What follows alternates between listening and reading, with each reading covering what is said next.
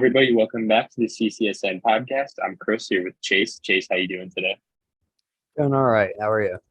I'm doing good. Happy Halloween, everybody. We got a World Series Game 7, or not Game 7, I wish, Game 3 tonight in Philly. We'll see if that's happening. We'll kind of know by the end of this podcast. So we'll dive deep into that once we have a official word on that. But, we just got a full week of NFL games, some really good games, some really bad games, some really predictable games, and some games that we predicted on here. Let's start off. Chase, give me a game that you were excited about yesterday. I really wanted to see the Giants Seahawks game. We talked about that in length. I know we were not sure about DK Metcalf playing. He surprised everybody and showed up, played, and he wasn't all that amazing or anything, but he was a very good distraction. Tyler Lockett had a big game. They had that bounce back, and it went pretty much exactly as I predicted, which I feel pretty good about. The Seahawks took down the Giants in a bit of a surprising fashion, and it really showed the true colors of the Giants. They can't play man defense as well against top receivers, but their defense is still all right in some areas. They're okay against the run. They just had to play Kenneth Walker, who, by the way, incredible. That dude's insane. But that's a bit of a different topic. But their defense, it's got its limitations, but it's still good. However, the Giants' offense does not have the firepower to compete with the better offenses and better defenses in the league. You can't really have a game like that against the Seattle Seahawks defense. And it really showed a lot of flaws with Daniel Jones, who I think is a fairly middle tier quarterback, which is more than he came into the year with the expectation of. And there's a few issues with their offensive line as well, and receivers, huge issues. Yeah, coming into this week, a lot of people were putting Daniel Jones and Jalen Hurts kind of on the same radar, which I was not a fan of at all. I mean, this guy had 176 passing yards and 0 touchdowns yesterday against the Seahawks defense, who we were talking about should be adding to that secondary at the trade deadline. And that secondary played pretty damn well against them. They have a lot of things that they obviously need to improve on. We've been talking about this every week, and they seem to just be winning, but we do not believe in this team. We've made that very, very clear. One thing I don't get about the New York Giants, if they were planning to compete, and every team goes into the year saying, obviously, we're planning to compete, blah, blah, blah, the usual sayings. Why would you cut a guy like Bradbury if you were planning to actually compete and try to win games this year? I mean, that's always your motto, as I said, but I don't know. I'm just thinking about that, watching that game yesterday, and they could definitely use some help in that secondary, the New York Giants.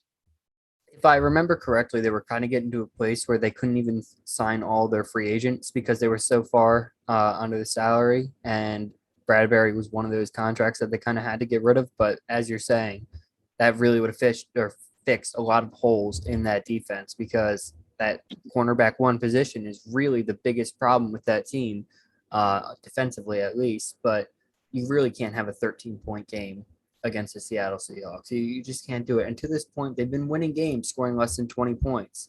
But that's kind of the mark you need to hit at the NFL, is that 20-point mark. If you're not doing that and your defense is not the best defense in the NFL, you're probably going to lose more games than you win. Giants have been blessed with an easy schedule, not having to play really any tough teams, and a couple losses, or a couple wins that look a lot better when they happen than they do now, Green Bay Packers. And that kind of stuff, I don't know. They'll sneak into the playoffs. At this point, I think they're kind of a shoe-in to sneak into the playoffs, but I don't think they're going to be able to beat a team in the playoffs. I wonder if they trade for a wide receiver one, because Darius Slayton should not be your wide receiver one You can't. in 2022. This team going out and spending more assets on wide receivers would be literally like just the most ridiculous thing ever. You spent, what is it, first round pick, or $80 million, whatever you spent on Darius Slayton, and all this stuff. You've got Saquon Barkley, who that panned out, but that was a top 3 pick or top 4. And then your best weapon right now is Richie James. So that kind of, you can't really go out there and keep spending all this money. You got to kind of find it elsewhere at this point. Absolutely. I mean, they've been doing a really good job, but they're still just so deep in the hole. And as you said, I can see them definitely sneaking into the playoffs, but winning a game, I'm not so sure about that. Moving over to another team in New York yesterday, we had the Buffalo Bills versus the Green Bay Packers. This is a game we discussed. We said we both saw it as a W for the Bills, but we thought the Packers would keep it somewhat competitive. really wasn't the whole game. I mean, you could tell the whole game that the Bills were going to come out on top. They just overmatched this team. I did not really like the offensive line for the Packers. They were getting destroyed all game. And the Bills obviously just proved that they are still the number one team in the NFL, at least in my opinion. They have Trey White coming off IR, which is going to be pretty big for them, maybe. We'll see. And they are just so good on so many angles, the Buffalo Bills. Yeah, I mean that we kind of know, but I gotta say I was wrong about the Packers. I kind of expected them to be the normal Packers, but this offense, and this is a lot on Aaron Rodgers. Aaron Rodgers has been a problem for the team more than he's been a solution so far this season. And I'm not saying that Aaron Rodgers is a bad quarterback. I'm not saying he's washed. I'm not saying that he can't play at an MVP level. And I'm also not saying that if Devontae Adams wasn't there, he wouldn't be playing at that level because, in my opinion, I genuinely think that he would. But you kind of have to deal with the cards you're dealt. And right now, Aaron Rodgers has been dealt some very shitty cards, but the way he's reacting is not in a very positive way either. It's not great for your wide receivers to go on to the Pat McAfee show, the biggest podcast in the world, and start saying, well, if they're making mistakes, they shouldn't be playing. That is not something that you want to hear as a young fourth round rookie wide receiver who doesn't really know the ins and outs of the league. And this is something from Aaron Rodgers that I feel like he should know better because like he's had guys like Jordy Nelson who took a long time to develop with him. Adams is a big one. I'm pretty sure it took Cobb a while as well. And these are all guys that he ended up becoming or having really great chemistry with. That I don't feel like that happened the same way. Nobody was saying Devontae Adams shouldn't be playing. Devontae Adams still did play every time, even though he was terrible his first 2 seasons. He was still out there when he was healthy. But that's just kind of like what's confusing me about this. And it's not resulting in wins either. It's not resulting in any positives. You're not seeing Aaron Jones more happy or any of those other guys because Aaron Jones is sitting there pissed. Like it's not resulting in more touches for him. So the Packers are a mess right now. That's what I took away from this game. When you talk about Aaron Rodgers too, and like the cards that he was dealt, he picked these cards. If we're being quite honest, I mean, he could have left. He made his whole big scene before last year, saying this is the last dance. I mean, Devontae Adams posting that stuff all over social media, kind of making it known that he wanted out after this year, and then he goes and signs one of the biggest contracts in NFL history. Do I feel bad for this guy? No. He knew this was going to happen, and apparently, I mean, there's mixed stories about it, but apparently he knew about the Devontae Adams that he was going to leave before he even signed his contract. So do I feel bad for this guy? Not at all. I mean, I've been a big A-Rod supporter my whole life, but as you said, the way he looks on the field, just constantly rolling his eyes, constantly just making it clear that he's pissed off. That's not what you want from your veteran quarterback, especially a guy like Aaron Rodgers, who's an all-time great. And the Packers right now, they are dead. They are dead to me, and they just, unless they make a big trade at the deadline, which we always talk about, I just really don't see the Packers doing. I think they're done for this season. Yeah, I'd have to agree with that. They don't have the juice on offense to maintain any level of success. And then the complementary pieces, the defense and the special teams, don't really do the perfect job that you'd need them to do to have a bottom to mid-level offense, which is where the Packers are right now. Yeah, exactly. I mean, this game was kind of funny, though, because the first two drives, Josh Allen threw the ball like 2 times. And he had, I think, one completion or 2 completions. And, the Bills won this game, but Josh Allen did not have the greatest game he's had all year. I mean, he had 2 interceptions, and one of them was pretty damn sloppy. I don't know if you saw, but it wasn't the best game from Josh Allen. Devin Singletary had a pretty good game. I got some good yards, some needed yards, and Stephon Diggs again. Brilliant game. I think he's the best wide receiver in the game right now. He just constantly is putting up these big numbers, but not the best game from Josh Allen. But from an MVP candidate, I want to see a little bit better. Give me Tyreek Hill over Stephon Diggs. I could definitely agree with that one. But I love Stephon Diggs, man. I love Diggs too, but then again, he's also in literally the perfect situation. For the majority of the game, he wasn't even going up against Jair Alexander yesterday. That's just because that's how loaded this Bills team is and the way that you have to respect Josh Allen and the way that he plays. You got to play a lot of zone against the guy because you man up against him and Diggs especially, you're going to get killed. That being said, I could go on my my Bills rant if I need to because I'm starting to see it right now a lot more. the Big Ben and the Cam Newton comps thrown around for Josh Allen, but I think he's much more athletic than Big Ben. I think it's much closer to Cam Newton. But I've been saying this for a while right now. If you can't construct a rushing offense, which to this point they still have not been able to, and we didn't see anything else against the Packers. I mean, Devin Singletary, he's more of a reception and a fantasy guy than he is an actual producing running back, and you're not getting anything from James Cook. But if they're not able to do that, they're going to severely limit the ceiling of Josh Allen and how long he can play as an all-time great quarterback. And that scares me. I know I saw Colin Cowherd say the same thing the other day. I think it's 7.5 rushing attempts per game. Not something you want to see from your quarterback. Not at all. And, we're going to see what they do. We have the trade deadline coming up tomorrow. They're looking to make a big swing, but we'll see what happens. But here's the thing. When you're talking about a run game, it's not about bringing in a running back. It's not about trading for the best running back on the market. Look at the Panthers. They traded Christian McCaffrey, and what happened? Their run game got much better because a lot of times, and on that same note, Pittsburgh, look at Najee Harris versus Jaylen Warren. Jaylen Warren has been much more productive in that system. A lot of times it's running back is such a difficult position to judge. A guy can look like an all-time great superstar and really suck. That's kind of like what it is, kind of. It's so dependent on the offensive line, the scheme, the play calling, the situations, just your ability to read blocks, your vision more than your athleticism.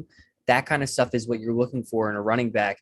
And I feel like it's hard to just throw that into a system that doesn't work because there's so many moving pieces.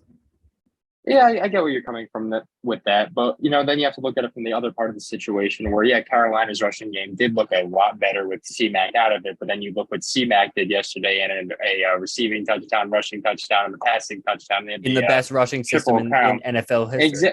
Exactly. But the Bills are a great offensive system. They're a smart system. They never really had a lead. Yeah, yes, they are. Sean McDermott has never been able to develop a rushing game. You're going to tell me he's never had a good running back? Is that what it is? No. He had a great running back? Shady McCoy. Sean McCoy was very productive in his years in Buffalo. No, he was not nearly as good. Sean McCoy sucked in Buffalo. Come on. He did not suck. Not with Sean McDermott, he did. Anyway, they have not – and you're going to tell me James Cook, a second-round pick, is not somebody that you could be using? He's not a talented player? You don't think Devin Singletary is a talented player? I feel like Devin Singletary at one point had some juice to him. I watched him play. He looked like he had a good amount of juice. Same thing with Zach Moss. And yet they've never been able to push out more than 2.2 yards per carry a game, pretty much is what it feels like outside of Josh Allen. Josh Allen has always had to be the main rusher on that offense. And we've seen teams put together good rushing attacks with bad offense or with bad running backs before. Like, that's not something that you don't need a good running back to have a good rushing attack. That's like the most obvious thing in sports. I mean, Boston Scott has looked like an all-time great running back at some points because the Eagles' offensive line is incredible. I could go down a million other names. Dearness Johnson is another one that comes to mind. Craig Reynolds is another one that comes to mind. I could go on days and days about just backup running backs that can come in and look good because the system is good. The Bills have never had that happen. It's not because they don't have good running backs ever. It's not because they're in a stadium that is like not prone to having a run script because you're in Buffalo. It's windy. You shouldn't be able to throw the ball. You shouldn't be relying on throwing the ball. It's windy. It's cold. It's snowy. It's fucking Buffalo, man. And they still can't run the ball. That's going to come back to bite them in the ass. I can stamp that. I do think, though, if they make a big trade for a guy like, say, Alvin Kamara, it will definitely show up. I mean, because that's been the big name thrown around with them recently. We've seen Kamara suck. We have seen Kamara not be good behind he's been better some bad the past systems. couple of weeks. He's been better because the Saints offensive line looks a little bit healthier, and the Saints have a historically good rushing system. And it's the same staff. It's really the same staff that Peyton. So I don't think they've changed much. And it looks fairly similar on tape to what it did before. I mean, you can tell by the Taysom Hill snap share. That's all you need to know to tell that they haven't changed their philosophy much. So I really do think that it's not going to make a difference no matter who they bring in. They could bring in, well, Derrick Henry's a bit different. They could bring in Saquon Barkley and just plug him in there. They could bring in Christian McCaffrey, and I don't think it makes the difference that most people think it does. It makes a much bigger difference in Madden than it does in real life. Well, we'll see what happens. We got a couple days. We have a day or two till then. Moving on though, another big game I wanted to talk about, the Dolphins versus the Lions. Ooh, Tua had a fantastic game, 29 for 36, 382 yards, yikes! three touchdowns. We got our news. Astros Phillies has been postponed Damn it, to win. till Tuesday, tomorrow. All right, That makes sucks. sense. I have to miss this game. That is very brutal. Yeah. That's us. Well, I think maybe they'll pitch Ranger Suarez tomorrow then. Well, no, it didn't get postponed till tomorrow. They had a game Yes. tomorrow. Well, Hey, it got postponed till tomorrow, and then every game's pushed back, and then so is it Tuesday, Wednesday, Thursday, Friday, Saturday? Do they pronounce that? they're pushing the travel date back a day too. So you get 3 days in Philly, which is going to be Tuesday, Wednesday, Thursday, and then it's going to be the travel day is Friday now, and it'll be Saturday, Sunday in Houston. That's what they were trying to avoid. They were trying to avoid that Sunday matchup with football. That sucks though for them. Well, I honestly don't know that this goes 7. I don't believe it does. Oh yeah, I don't think so either. But just for that case, that's what they were trying to do. That's why they were waiting to the last second. They said Yeah, I don't blame to them, but that sucks. it does suck. Well, more Phillies hopefully tomorrow and the next couple of days. But anyway, we'll get to that. We'll get to that. But back to football real quick. We had Tua, we had Jared Goff battle yesterday. Tua had some very impressive stats, and just one thing that I keep noticing about Tua is the underthrow, especially with a couple of Tyreek Hill bombs down the field. He is a great game manager. I will give him that, but the arm talent is just not there. He looks like 2017, 2018 Drew Brees out there sometimes. I mean, you can make the 15, 20-yard pass look great, but then you're asking for anything else, the ball starts to wobble a little bit.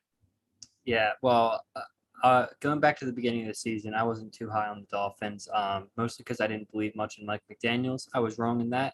But yeah, Tua's going to put up great numbers because he's in such a great system with Mike McDaniels, and he has Jalen Waddle and Tyreek Hill. Like, it's so hard not to put up great numbers in that kind of a system.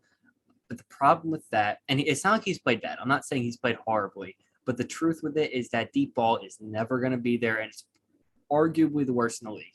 I actually don't know if it's arguable. I can't think of anybody else who throws a worse deep ball than Tua Tagovailoa.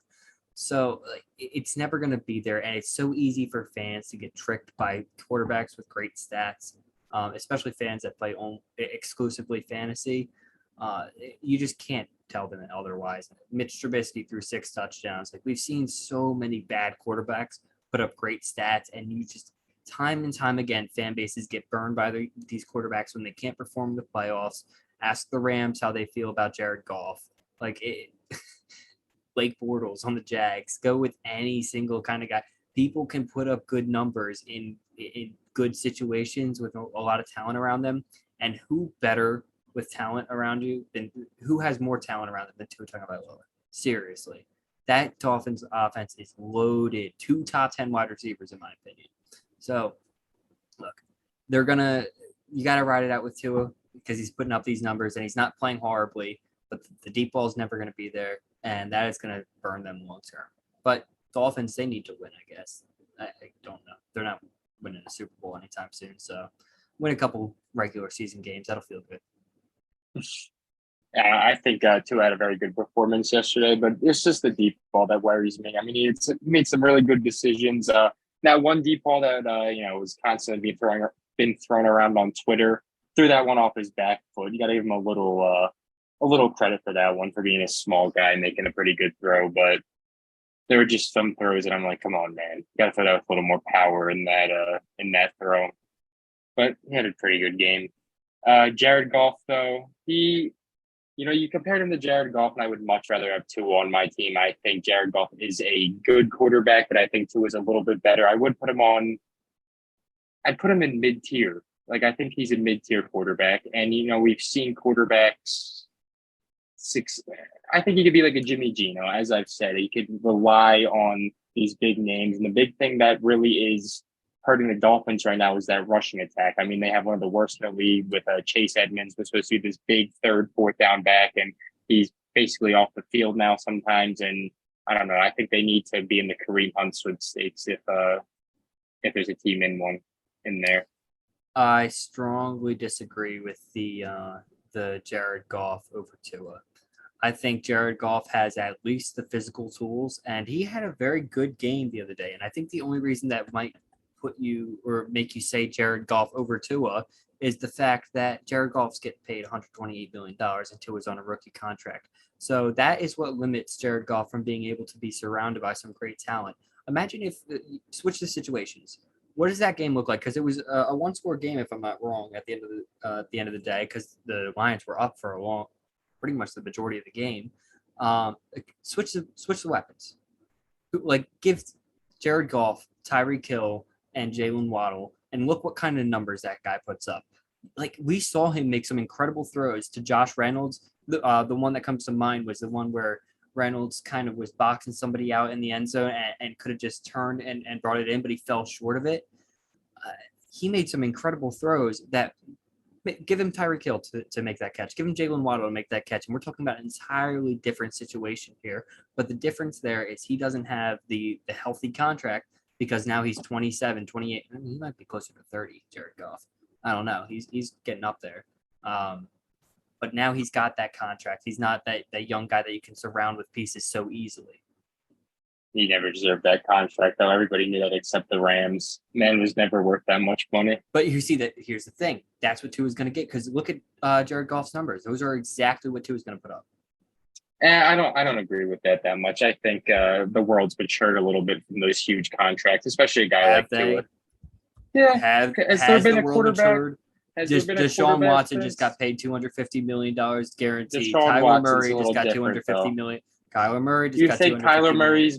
You think Kyler Murray's not? Kyler Murray's definitely worth that contract more than Jared Goff was more than that contract that he got.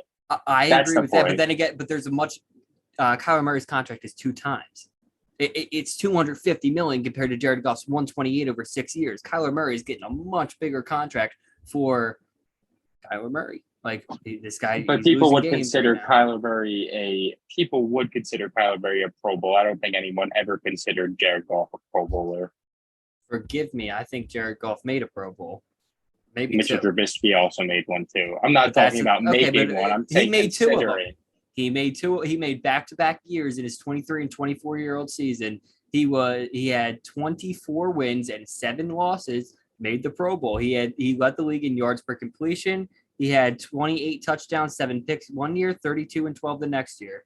Jared Goff put up crazy numbers that I remember specifically people talking about him as a franchise quarterback. Like this was not fake. I'm not making this up.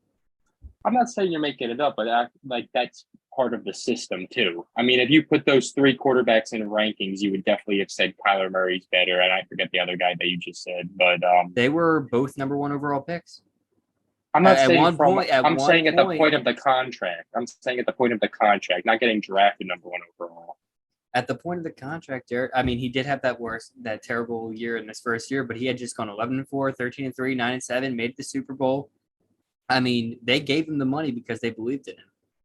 And it was stupid, obviously. Everybody knew he wasn't worth that much money. I don't know Twitter blew up when that happened. A lot of people did. Twitter blows up for everything. I mean, I definitely knew that the Jared Goff situation was. I mean, I remember just people clowning it. But Kyler Murray, I mean, I'm one of his. I don't think Kyler Murray was worth that much money either. But again, I mean, his talent is worth more of the investment. I would say definitely. I don't disagree. Like Kyler Murray, 5'8", and he does look pretty funny running around the pocket. You have anything else for the NFL today? You wanted to actually? No, I did want to talk about a little bit more. We have the Raiders to talk about. We could talk about the Cowboys running back situation. Yeah, I don't like the Raiders. Like, what do you want to talk about with the Raiders? They suck. They're terrible. Derek Carr is not that great. He's average. Their offense sucks. You brought in Josh McDaniels to be a head coach. That was never going to work out. You got Josh Jacobs on a tear. You don't give him the ball. Talk about a contract that wasn't. He's going to get paid. The Derek Carr contract extension. I mean, I knew you had to do it, kind of, but the whole thing with contracts now in the NFL is just getting so overblown. I mean, how much did he get? Close to $50 million a year. Yeah, $40 million. It's just not worth it at all for Derek Carr, and he's been putting up terrible numbers this year so far. I Devontae think Adams got locked Derek down. Carr can look good in a situation if you have like the right pieces around him and you brought in the right offensive pieces, minus like you need a speedster still, but you just have Josh McDaniels as your head coach. That was never going to work. I hated that hire the whole time. Who brings him in? Like after seeing what he did The in Denver, Raiders. yeah, that was disgusting. And to follow up Gruden and like everything with that, it makes sense. You should have given, what's it, Rich Bisaccia, another chance. You should have It's just like the given him a year. Packers special teams coach now. Yeah, it's ridiculous, man. Yeah, I mean this team. I mean, as you said, Josh McDaniels thing. I mean, Josh Jacobs, a career year this year. I mean, everybody on this team loves him. Apparently, he's always hyping up his offensive line. I don't know if you've ever seen these videos. Yeah, I think he had 9 carries yesterday, if I'm not mistaken. It was a very small number. I remember. Just not something you want from a guy who's already been torching opposing defenses. And then Devontae Adams, actually the guy I just traded for in fantasy football. He had one possession or one catch, I think, the whole game, and it was his lowest since his rookie year. So thank you, Devontae Adams, for that, and the whole Saints secondary for locking him down. But yeah, this Raiders team, I said it a couple weeks ago. I said it after they actually went 0-3. I think they're dead, and they are dead. I think it's so funny the whole AFC West thing, how it was supposed to be this mighty, huge, big division, and they have three teams that you would have got the Chargers too, who just look not that good. It's just yeah, kind of funny. yeah. It's not as that tends to happen. Off-season hype goes a little bit too far sometimes, but hey, we were part of it too. I guess moving on to the Cowboys thing, I did want to say Tony Pollard should be the lead back on that team. He's the Oh yeah, best running back on the team, and it's by far, and everybody knows it. But they're the one team that you're paying Zeke $20 million, so you can't really do much about it. But it hurts my fantasy to watch Zeke Elliott still get carries when Tony Pollard could be doing that or similar things to that on a fairly normal basis. That dude breaks tackles at a ridiculous rate. yeah, he's the man. I've been saying that since the off season. But the Cowboys are lucky they have an opt out after this year with Zeke, so they're probably going to get him off their books anytime soon. Even though Jerry Jones is still out there saying Zeke is a top 5 running back in the league, and there's absolutely. It's just funny because he was saying that there was quarterback controversy, but now he said there's absolutely no running back controversy. He's the running back #1 on this team, and it's obviously still Zeke. Blah blah blah blah, and it's just funny to see what comes out of that man's mouth. Yeah, I'm not a Jerry Jones guy. He how many times I gotta say it about him? He fucking sucks. He does not know how to run a team, and it's not gonna get anybody with Steven Jones taking over. Yeah, that's just the Cowboys for you, though. Anyway, moving on, NBA. We have some couple cool things. I mean, we're 6 weeks in, or 6 weeks, 6 games in. The Lakers finally got their first win yesterday. They did the whole celebration with Ham for his first win. Splashing all the water bottles all over him. And I still do not think this team is good at all. And Russell Westbrook had a pretty good game yesterday, and fans were actually cheering him for once, which was kind of funny. And everyone saw that one shifty move that he put on. I forget who it was right now, but it was kind of funny to just see his have his little mojo back. But it's going to take a lot for this Lakers team to constantly win games. I mean, it's going to take Russell Westbrook doing this, and I don't know how sustainable that really is. The one thing that frustrates me with the Russell Westbrook dialogue on social media right now is the fact that he had a good game yesterday, and everybody switched up.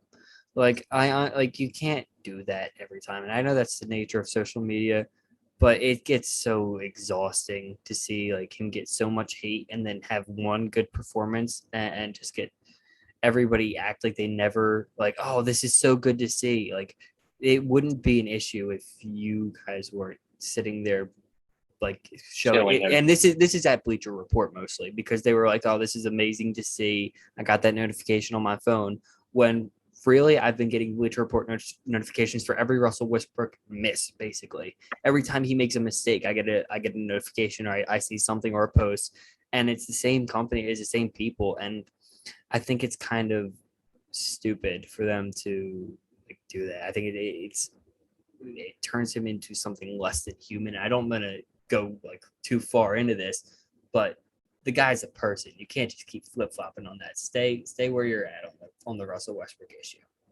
I still hope he gets moved though. Like one game isn't going to turn me away from wanting him moved for both sides of the party. I just think it But needs that's to what I'm happen saying. still. That's what I'm saying. One game shouldn't really make this big issue or really big conversation. Like 18 points from Russell Westbrook off the bench shouldn't be something that's causing this big of a discussion, but it is, and that's because of way too much negative media surrounding this guy. I think it's gone too far at this point. Yeah. Well, we'll see what happens with him. We'll see if he's on this team for the long run, and we'll see what happens. I mean, I hope he, if he does stay, I really hope he does keep finding his rhythm because I've been a Russell Westbrook guy since I can remember. I mean, he was like my first NBA T-shirt that wasn't a 76er shirt, so I'll always rep this guy. I had his Christmas Thunder T-shirt that was probably one of the ugliest T-shirts ever, but I loved it at the time.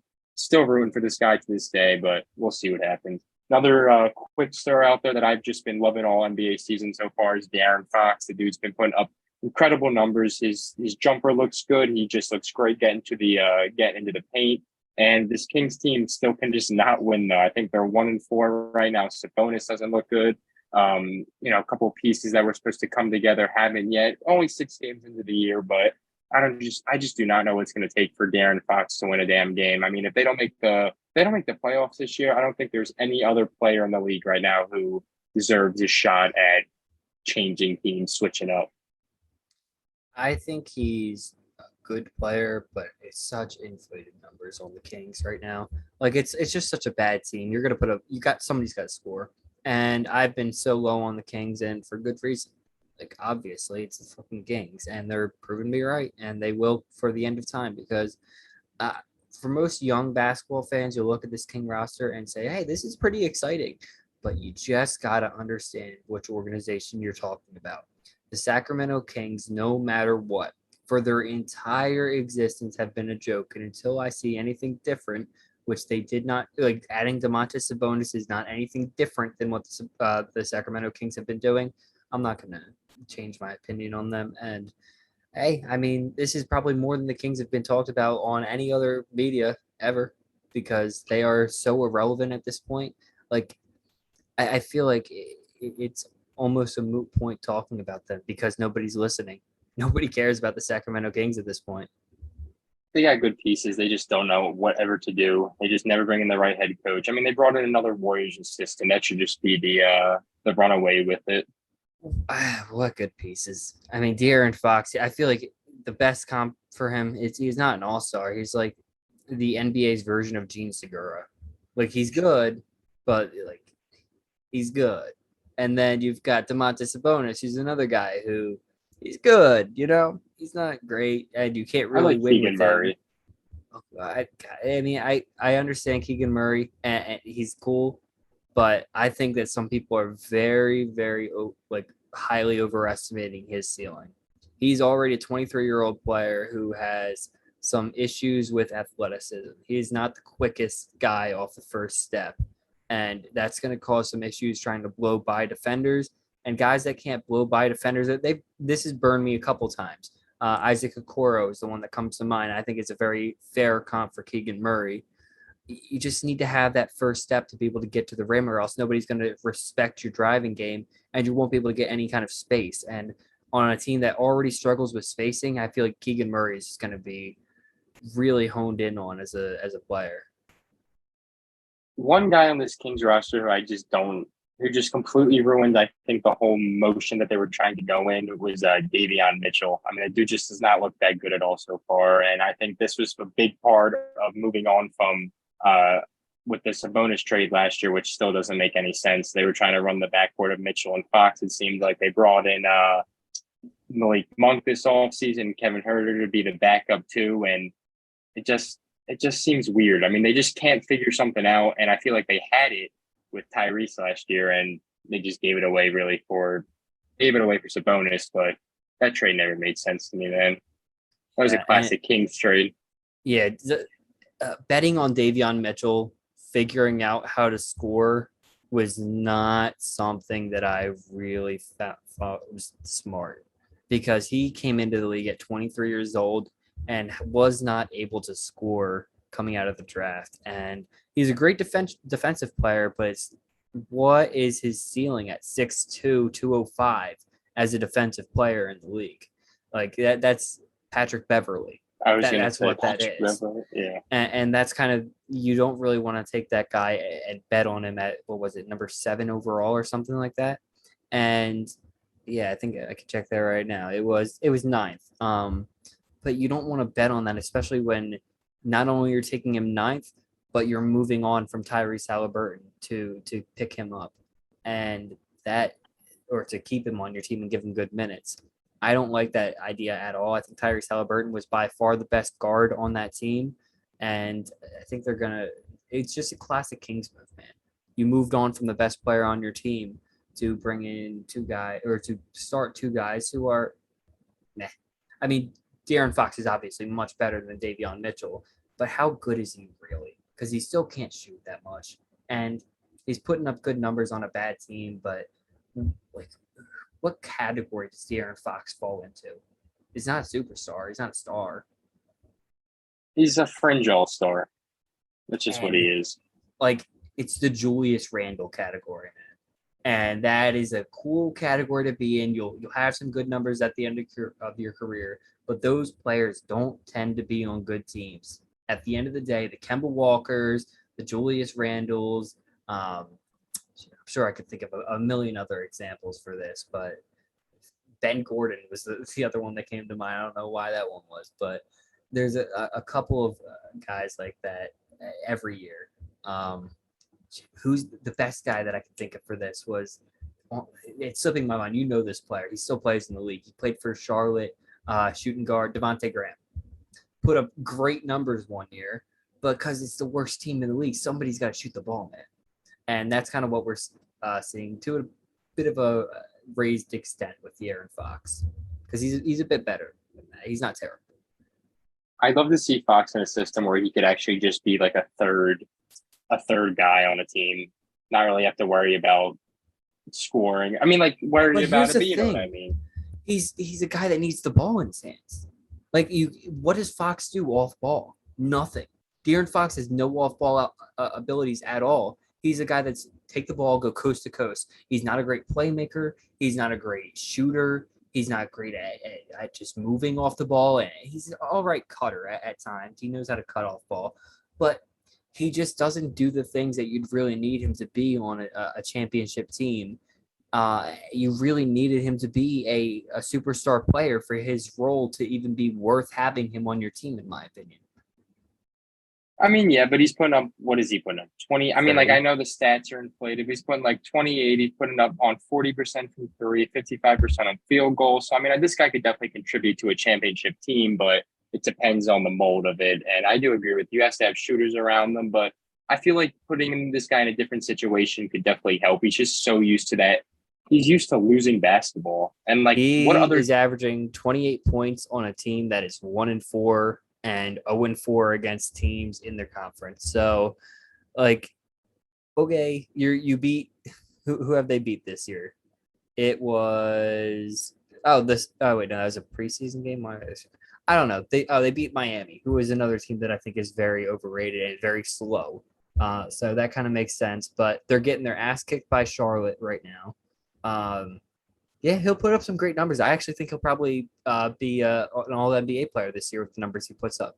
But he's still not that level of player to me. He's just not. Okay.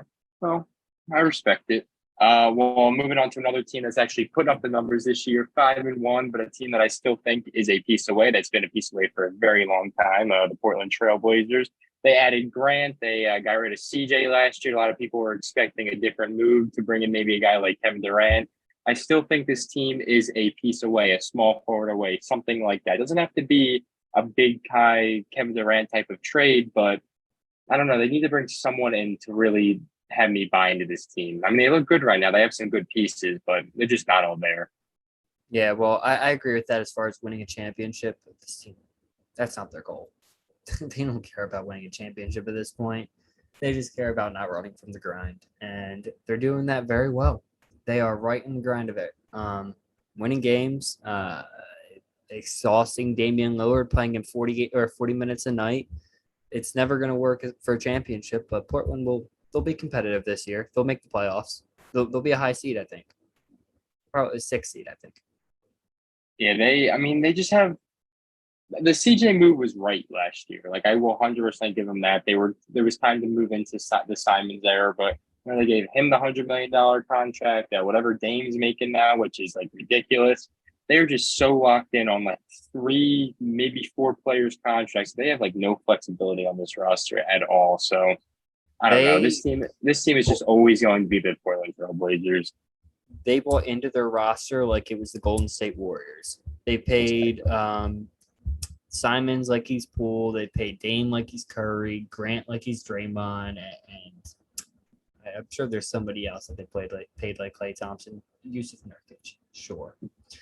Which, by the way, I always find that so funny because he's probably the worst interior defender in the league, and you can't play him in the playoffs, but they have him, and it's been their issue for a long time.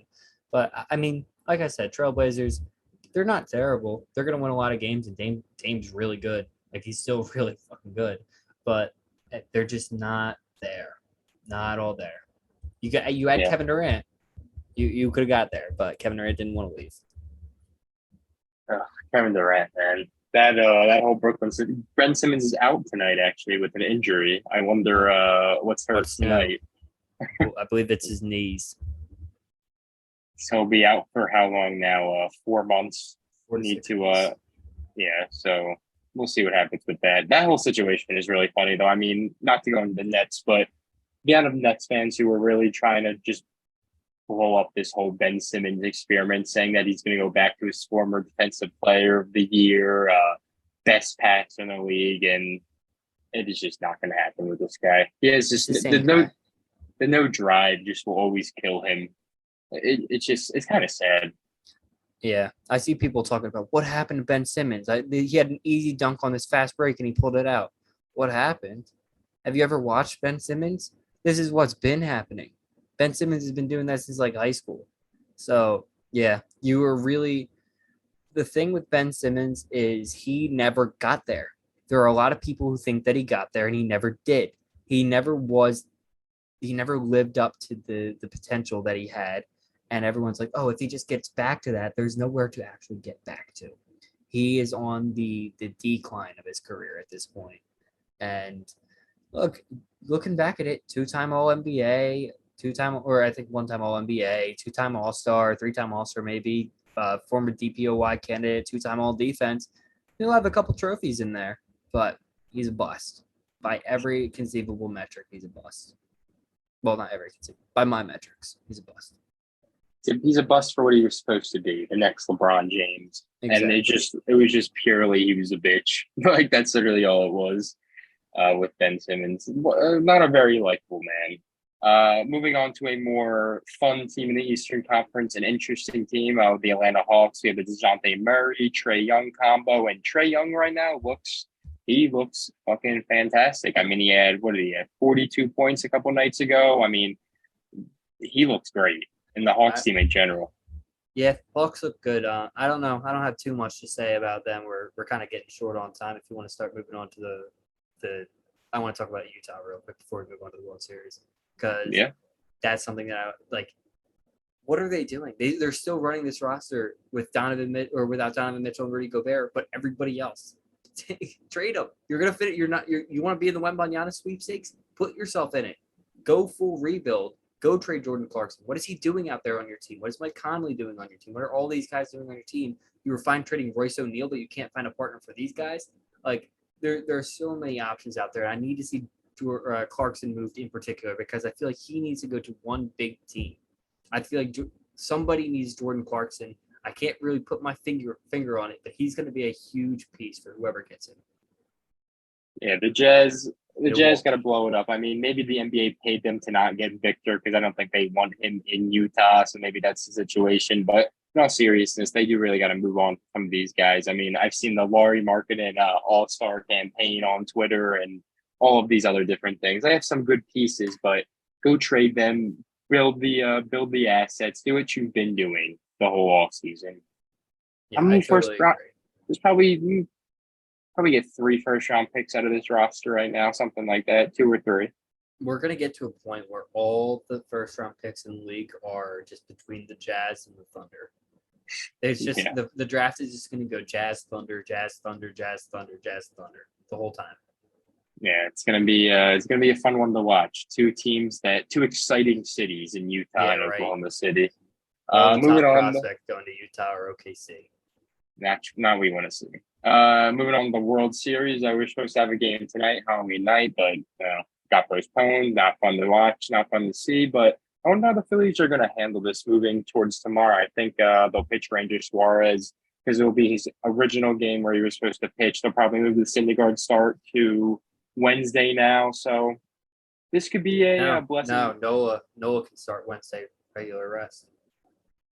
Yeah, I'm a little nervous with that though. I mean, I know they got to do that, but him and Wheeler, not more Nola. He looked burnt. He looked burnt out on. It was more Wheeler. Wheeler looked way more burnt in my opinion. Wheeler's velocity was down 4 miles per hour on Nola. average. Nola gave up 2 moonshots and was giving up hit after hit too. They both looked shot. They weren't really moon. Well, one of them was a moonshot, but the other one was like it barely got out of there. And they were both two Kyle Sucker who, I mean, you kind of he was going to show up eventually. He's a big bat and he's got a great swing, and he left some pitches, but I feel like he more left pitches than he didn't have the juice. Like there were just a couple of hanging balls that he's not used to throwing, and like I don't think that that's something that's indicative of long-term struggle more than I think Zach Wheeler not having his velocity and his spin rate being down.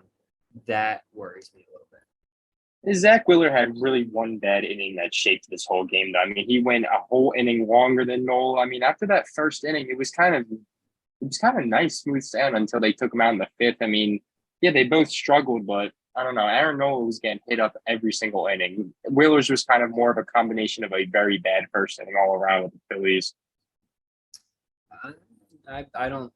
I just disagree with that. I feel like Wheeler's velo is a huge indicator of a problem. He's one of only there were 2 pitchers in the entire postseason whose velo went down. It's Wheeler and I think it's another Philly, but it wasn't Nola. I can't remember who it was.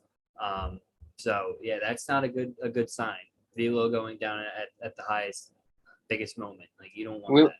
Wheeler's velo going down is very predictable, though. I mean, the man threw the most innings by far between any starter in the league. And I don't know, after that one big error, the first inning that actually allowed 2 runs to score, the Sosa-Hoskins error, I feel like that really was kind of like the nail in the coffin there for that whole start in general. I mean, that and the Phillies had a very unlucky game, too. I mean, the Kyle Schwarber missed home runs by an inch back-to-back. It was just not the best game. They got to go out there and they got to pitch a really good game through. I mean, shout out to Valdez, had a really good game despite all the weird little antics that he did, changing his glove, changing his cleats, rubbing his hands. We all saw that. The Martin Maldonado, Albert Pujols, bat switch. There's a lot of things to just question about the Astros right now, but Valdez pitched a great game, and I don't really think he was cheating. I think the umps would have caught on after a while, and McCullers has a pretty hard schedule in front of him right now. I still feel like the series favors the Astros. Oh, it does. But McCullers, this is my one thing going into this game that a lot of people aren't realizing. Lance McCullers led the league in walks this year. He's coming off a major injury. And he's pitching in front of Philadelphia. That crowd or not last year, forgive me.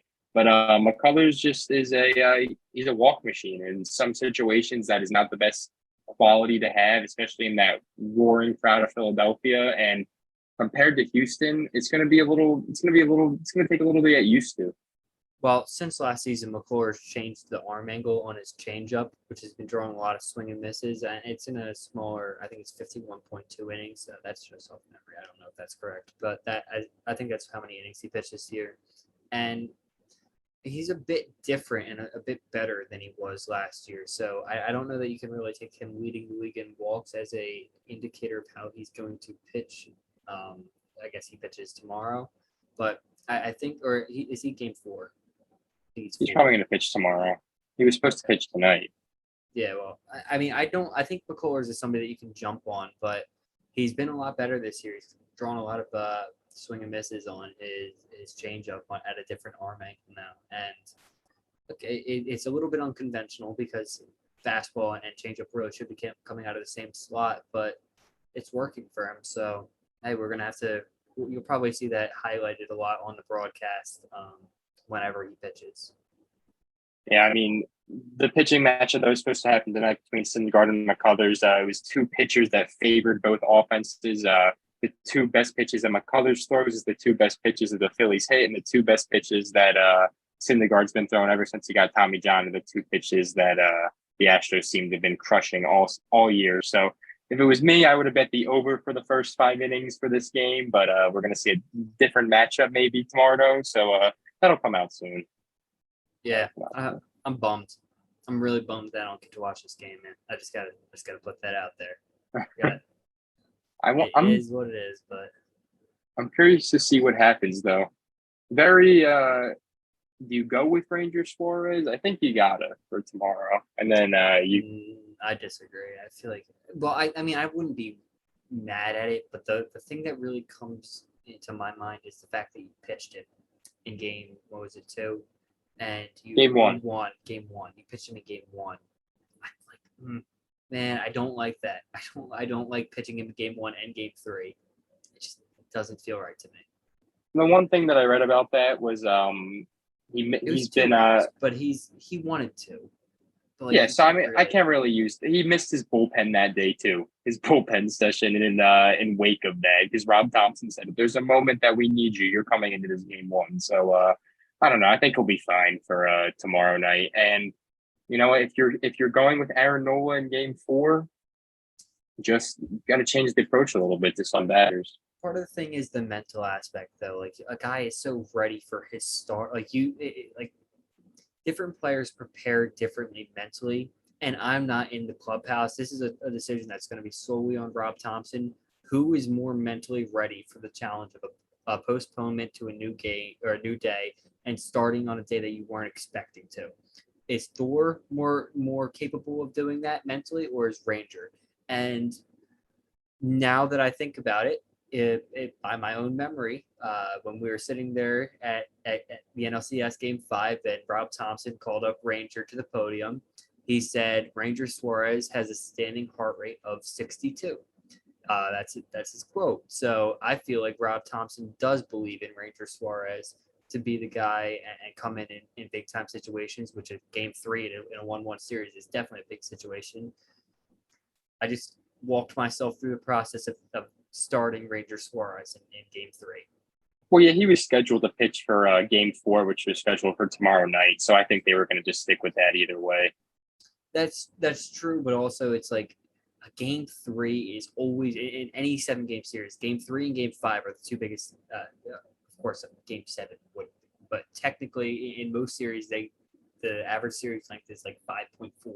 So 3 and 5 are the two biggest games of any series, and that's where Ranger wasn't expected to pitch. That's where you wanted a guy like Syndergaard, who's got so much playoff experience, who has pitched well so far this postseason. Albeit he had one rough inning against Atlanta, I believe it was. But still, like, I feel like the idea was to pitch Syndergaard in the biggest game of the two. But hey, you've got Ranger now. And I'm going with Ranger. Cardiac Ranger. He's had some great moments this postseason. He has. I'm a huge Ranger fan, but also he's prone to his issues. He'll let up.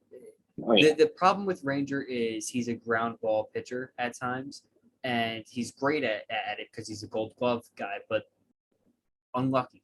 That just puts you in a position where you can get pretty unlucky, a ground ball pitcher, and it's hard to maintain that level of success and predict it when those balls they're in play.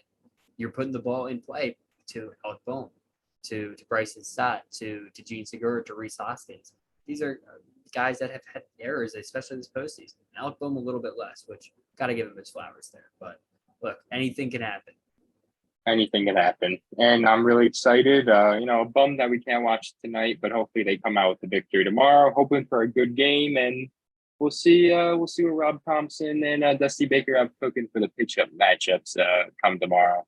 Well, that's all for today. Happy Halloween, everybody. Make sure to follow us on Instagram and Twitter at CCSN Sports. I'm Chris here with Chase. And guys, thank you so much for tuning in. See you next time.